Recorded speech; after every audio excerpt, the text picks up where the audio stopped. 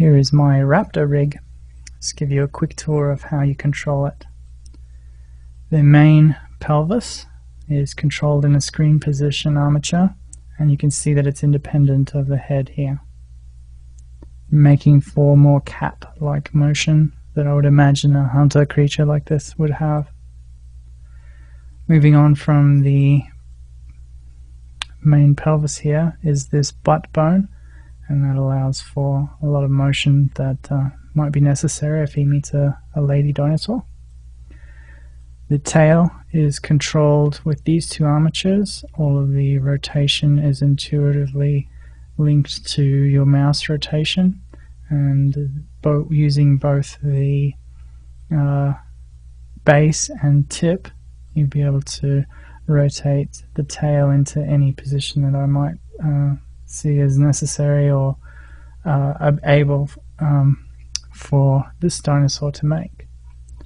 And as always with all of the armatures, a double middle click will reset that. It's back to its setup tab position. Moving on from the tail, we have controls for the knee. So when you crouch down, we'll be able to rotate that knee, and also position of the foot is done with this armature.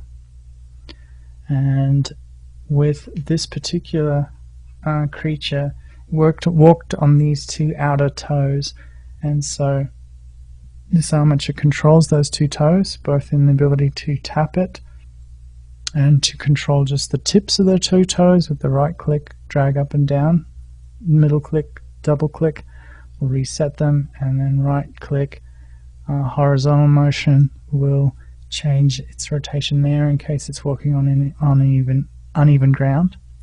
The rooster claw here, I didn't imagine it moving much, but there is the ability to do so if you just grab that bone.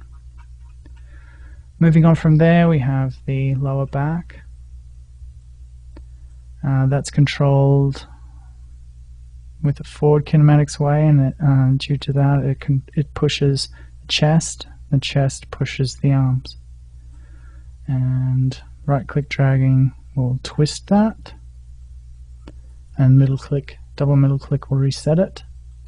For the shoulders, great care was made to make sure that it moves intuitively, and also the geometry deforms correctly, using a lot of muscle bones.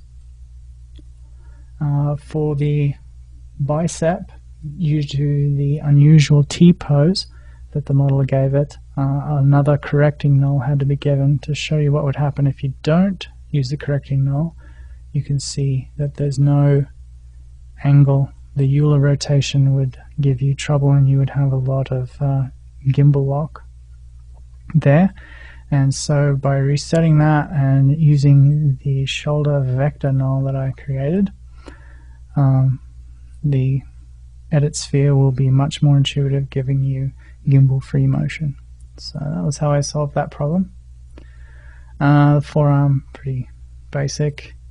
Hand, again basic, but also works just like the feet in that moving it around is rotate towards, but right click dragging up and down will curl the fingers, and also right click going horizontal will work on the hand's bank, and double middle click will reset. Moving on to the head, we have independent control from the body, but great care was given to make sure that it deforms correctly. All the soft parts will bend, but the hard parts won't. And you should just keep motion on the head and rotation on the nose here, and that will create, allow you to isolate what control does what. But as you can see, it's quite intuitive. You can look up there, or look over there, look down here. It's a very intuitive way of controlling, and right click dragging will twist. And that's the same for the jaw as well. Open it and close it. Everything bends right, and you also have the ability to twist that jaw